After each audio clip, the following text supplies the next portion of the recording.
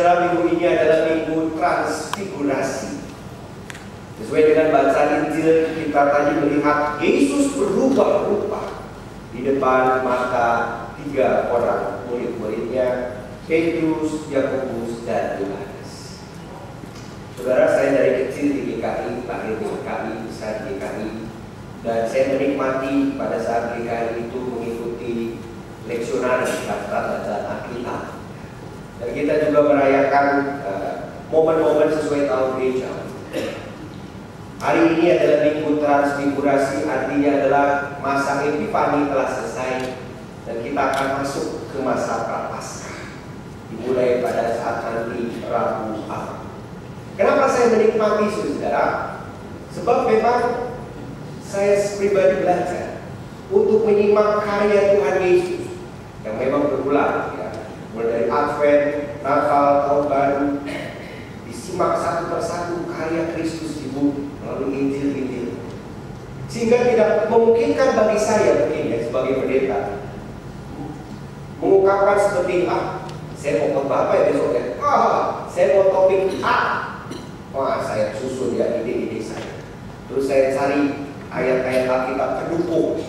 Itu hampir tidak dimungkinkan. Melalui daftar bacaan leksionari, saya pribadi akan menyimak dan melihat apa yang firman Tuhan ingin nyatakan bagi saya, bagi kita semua sebagai gereja Tuhan. Jadi saya pribadi sangat menikmati daftar bacaan leksionari maupun juga tahun-tahun gereja. Termasuk hari ini kita merayakan Minggu Transfigurasi. Minggu Transfigurasi mengajak kita seolah-olah kita itu, kalau di rumah itu ada lampu yang pakai dimmer, ya. Kalau kita agak besar, makin terang. Dari Epifani ke Transfigurasi, dimmernya itu makin besar. Kita makin melihat dan menghayati apa yang Tuhan Yesus kerjakan, apa yang Tuhan Yesus kerjakan bagi dunia ini. Petrus, Yohanes, Yakobus itu dikenal sebagai bagian dari murid-murid yang memberikan pengaruh tidak kecil, saudara-saudara, bagi perkembangan kehidupan gereja Tuhan. Dan di dalam karya mereka sebagai murid, mereka mengikuti guru mereka, Yesus. Pelajaran demi pelajaran sejak mereka dipanggil, ya, mengikuti Yesus, menjala manusia. Mereka melihat Tuhan Yesus menyembuhkan orang sakit. Mereka menyimak pengajaran Tuhan Yesus melalui perumpamaan-perumpamaan, melalui cerita, bahkan melalui didikan, aplikan yang keras. Murid-murid menyimak. Dan di dalam perjalanan mereka menjadi murid Yesus, pengalaman yang kembali kita lihat pada hari ini, pengalaman mereka bersama dengan Yesus di atas gunung tentu akan memampukan mereka untuk terus mengikut Yesus dengan setia, bahkan juga berjalan bersama dengan Yesus, menghasilkan karya-karya baik bagi kehidupan setiap orang. Saudara, pengalaman di atas gunung ini begitu unik, tidak dialami oleh murid-murid yang lain. Dan pengalaman ini membuat Petrus, Yakobus, Yohanes ini memiliki hikmat spiritual di dalam mengikuti Yesus. Memang ya, kalau kita renungkan, spiritualitas itu berkait dengan kita memaknakan, memberi makna pada peristiwa, pada pengalaman-pengalaman hidup kita. Dan saya yakin Petrus, Yakobus, Yohanes ini setelah mengalami peristiwa di atas gunung itu, mereka memaknai itu semua sebagai sebuah pengalaman spiritualitas yang bukan hanya membuat mereka terduga, tapi memampukan mereka untuk menjalankan peran mereka sebagai murid-murid Tuhan. Saudara, berbicara mengenai pemaknaan ini penting di zaman sekarang ini. Saudara dan saya dibanjiri oleh data-data, tulisan, gambar setiap waktu karena kemudahan, kecanggihan teknologi informasi dan komunikasi. Mungkin kita juga melihat ada banyak rupa-rupa peristiwa, mulai dari kemacetan lalu lintas, pekerjaan-pekerjaan yang menumpuk, ya, khas kota besar. Dan di dalam peristiwa-peristiwa yang telah bagaimana kita memberi makna atasnya. Itu penting. Itu spiritualitas itu terkait dengan hal-hal seperti ini. Dan pada hari ini, Minggu Transfigurasi, saudara dan saya kita akan memaknakan kembali peristiwa Yesus berubah-ubah, disaksikan oleh 3 murid. Apa sih maknanya? Apa maknanya? Yang pertama, kita menjumpai bahwa ketiga murid Yesus ini, dan kita juga sebagai murid-muridnya saat ini, menyaksikan siapa dan apa yang Yesus kerjakan. Ini yang pertama. Mereka menyaksikan siapa Yesus itu dan apa sebenarnya yang mereka kerjakan. Bagaimana kita bisa mengatakan? Saudara, peristiwa pemuliaan di atas gunung ini terkait dengan bagian sebelumnya dan sesudahnya di dalam Injil Matius. Dan di dalam peristiwa sebelum peristiwa ini kita tahu bahwa Tuhan Yesus itu sedang menuju puncak karya penyelamatannya, menuju Golgota, menuju ke Yerusalem. Di Yerusalem dia bukan untuk jalan-jalan rohani. Tuhan Yesus menuju Yerusalem, dia ditolak oleh para pemuka agama yang keras hatinya, tidak mau menerima pembaruan spiritual. Dari Yerusalem dia menuju Golgota. Dan di dalam perjalanan yang tidak mudah ini, Yesus mengambil retreat, atau zaman kita sekira retret yang disebutnya ya, retreat. Retreat itu adalah pilihan untuk mengambil waktu hening sejenak. Biasanya kalau kita retreat itu ke gunung ya, ke puncak, atau kalau puncak macet teman ada laut, ke pulau ya. Hal-hal yang baru akan kita dapat waktu kita menyepi sebentar ya. Retreat. Tuhan Yesus retreat ke atas gunung dan dia ajak 3 muridnya. Dan peran karya Yesus ini tidak mudah. Di dalam perjalanan menuju Yerusalem ada banyak pergumulan. Jangan kita bayangkan, Tuhan Yesus sudah tahu deh, dia kan nanti akan naik ke salib, terus nanti dia akan bangkit, gampang deh, dia kan anak Allah. Saudara, jangan sampai kita berpikiran begitu. Yesus mengalami apa yang kita rasakan sebagai manusia. Ada tugas yang berat di depan, menanti di depan mata. Dan itu tidak mudah. Bukankah kita acap kali juga mengalami itu? Aduh, minggu besok waktunya saya melakukan ini. Bagaimana nih? Saya bisa atau tidak? Aduh, ada permasalahan yang belum selesai di dalam kehidupan saya. Apa yang harus saya lakukan? Menyimak bacaan Injil hari ini, kita mendapatkan pesan aplikatif. Ambillah momen-momen di dalam kehidupan kita hari demi hari, waktu retreat, waktu untuk kita menyepi. Untuk apa? Untuk berkumpul bersama dengan Allah. Kita mengenal di dalam tradisi kita ada saat teduh, di mana kita membaca bagian kitab suci, kita berdoa, atau kita hanya diam, kita menghayati kebaikan Allah. Yesus mengambil waktu untuk retreat, waktu untuk menyepi. Dan di dalam peristiwa menyepinya itu, Allah menyatakan penegasan.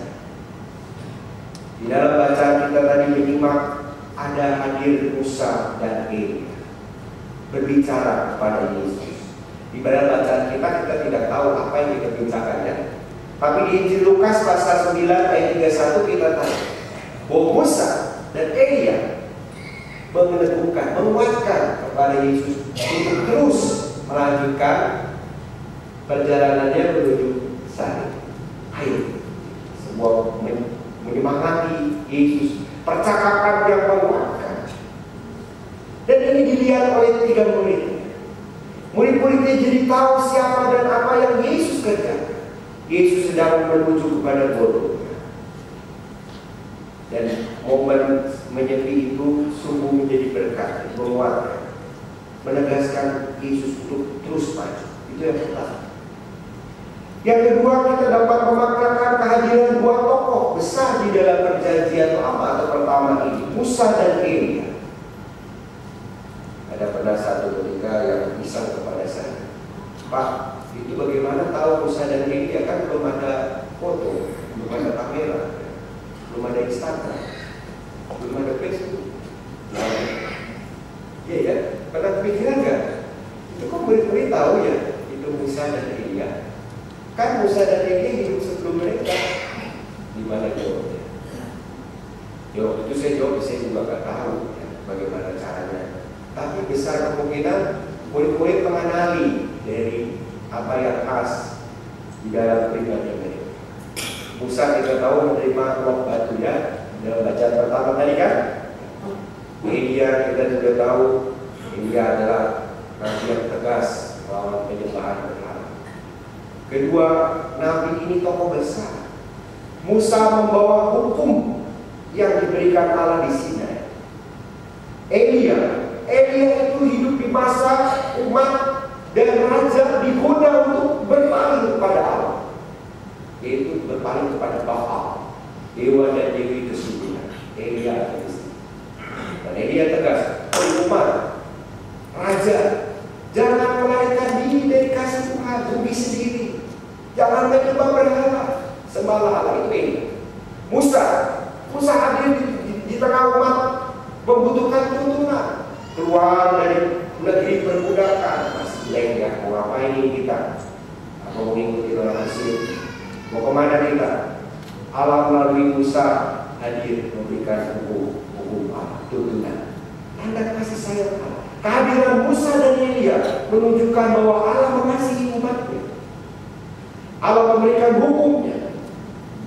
Elia mewakili para nabi. Allah mengingatkan umat untuk terus berjalan bersama dengan kasih karunia Allah. Kehadiran Elia dan Musa menguatkan Yesus untuk terus menuju sana. Dan kehadiran Elia dan Musa ini juga menuju kepada Allah yang mengasihi. Yesus menuju sana. Ada Musa, ada Elia. Sederhananya kita bisa mengatakan bahwa hukum dan kitab para nabi kini digenapi dengan sempurna melalui kehadiran Yesus yang sedang menuju salib, yang akan dibangkitkan dari antara orang mati. Begitu bacanya. Jadi kita mungkin bertanya, kenapa mesti Elia, kenapa mesti Musa? Yang ada begitu. Yesus hadir menggenapi hukum Allah. Yesus hadir melakukan karya kenabian, mengingatkan umat akan kasih sayang Allah yang besar melalui pengorbanan. Itu yang kedua, saudara. Ada jawaban yang Allah berikan bagi setiap pergumulan kita. Dan jawaban itu tidak lepas dari komunitas kita. Elia dan Musa tidak asing bagi Petrus, Yohanes, Yakobus. Orang-orang yang hidup di dalam perjanjian lama, perjanjian pertama tidak asing. Allah menghadirkan mereka untuk menunjukkan kasih setianya tetap sama, tak berubah. Dulu nenek moyang kamu aku tolong melalui kehadiran Musa. Ini lihatlah, aku pun menolong kamu, menolong kalian melalui kehadiran Kristus. Yang ketiga, kemuliaan Allah yang kemudian hadir disaksikan oleh murid, menimbulkan reaksi yang menakutkan. Mereka ketakutan. Petrus menanggapi Tuhan, betapa mulianya, betapa menyenangkan tempat ini. Aku ingin bangun kemah, mungkin supaya lebih lama lagi mengalami pengalaman yang luar biasa itu ya. Satu untukmu Tuhan, satu untuk Musa, satu untuk Elia. Mungkin Petrus ingat ya peristiwa di dalam bacaan satu tadi. Musa itu ketika bertemu dengan Tuhan di Sinai, menerima hukum, lalu ada tabernakel dibangun. Petrus ingin ulang lagi keadaan seperti itu. Tanggapan ini tidak sepenuhnya salah. Kita tentu akan menanggapi dengan cepat pengalaman-pengalaman yang menyenangkan, pengalaman yang mungkin kita anggap wah ini luar biasa. Tapi rupanya jawaban dari Allah berbeda. Allah bukan menanggapi ya udah Petrus bangunin yang besar ya, apalagi untuk anakku Yesus ya bangunin yang besar. Tidak seperti itu.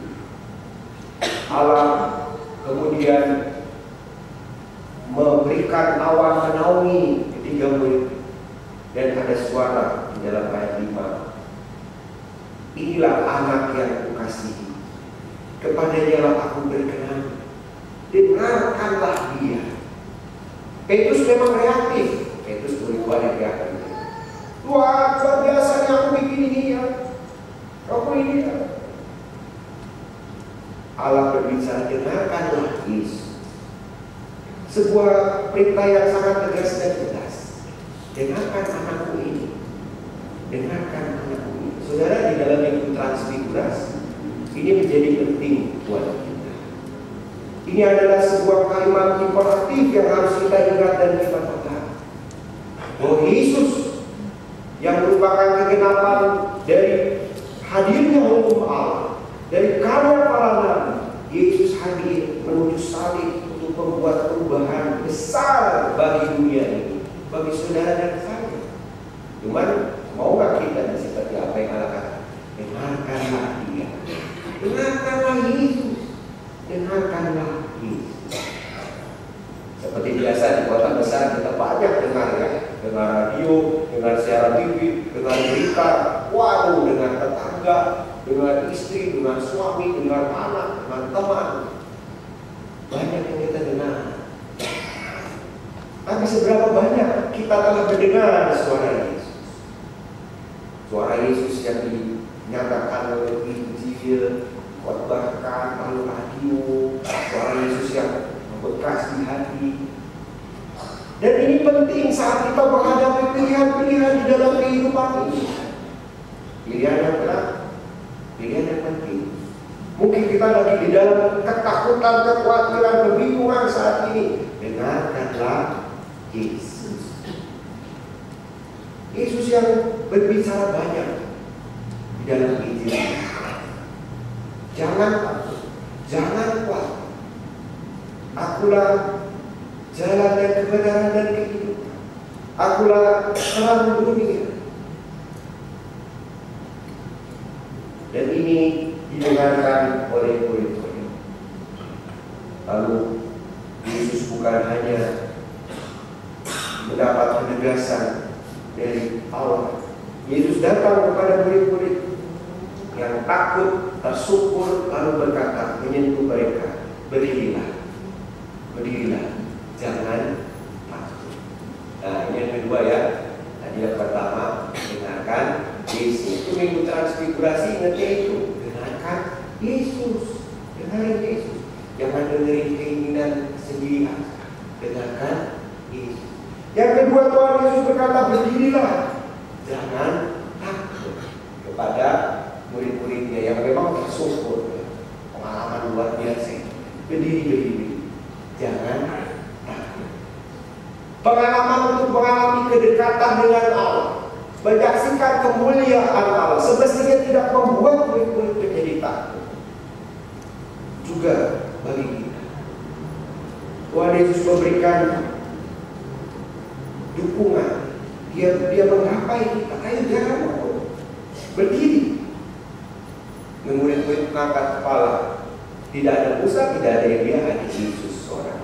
Makin jelas bahwa kini mereka dibawa oleh Allah untuk mengalami perjanjian yang baru. Bukan berarti Musa dan Elia tidak penting, bukan. Itu sudah terwakili, included ya, termasuk di dalam karya Yesus melalui kasih di atas kayu salib. Dan lalu Yesus ketika mereka turun berbesar, kamu ceritain penglihatan yang kamu alami sebelum anak manusia dibangkitkan dari antara orang mati. Apa maksudnya? Maksudnya adalah pengalaman di atas gunung yang luar biasa. Wow, itu terkait nanti dengan Golgota, terkait dengan kemenangan Allah atas maut yang memang harus mereka tidak perlu. Jadi memang pada hari ini saudara dan saya merayakan minggu transfigurasi, kita kembali mengingat penegasan bahwa tidak akan pada sia-sia mendengarkan anak Allah yang dikasih oleh Allah, firman yang diberitakan oleh Yesus, melalui kata-kata, melalui kehidupan, melalui karya. Dan sebagai murid-murid Tuhan, saudara-saudara dan saya dikuatkan untuk tidak takut saat kita menyaksikan kemuliaan Allah. Kemuliaan Tuhan menguatkan murid-murid untuk terus berkarya bersama Yesus. Allah bahkan memberikan anugerah. Murid-murid dinaungi oleh awan. Itu sebagai tanda Allah memberikan anugerah untuk membuat mereka pun berkarya bersama anak, bersama Kristus. Dan ini pun boleh kita imani kepada gerejanya juga saat ini Tuhan memberikan anugerah supaya saudara dan saya dapat berkarya bersama Kristus. Tidak takut, kita dikuatkan untuk selalu pegang mendengar apa yang Kristus kehendaki. Semoga iman kita bukan hanya iman yang nostalgia ya. Kalau Petrus dulu melihat Yesus dimuliakan, dia mau bikin kemah, ingat dulu Musa. Seringkali kita mungkin gitu ya, saya ingat dulu imannya nostalgia aja ya. Wah dulu tuh waktu saya begini-begini. Melihat dan bukan hanya terarah kepada Allah saja semestinya, tapi juga kepada dunia. Pengalaman di atas gunung ini tidak menjadikan murid-murid terus di atas gunung.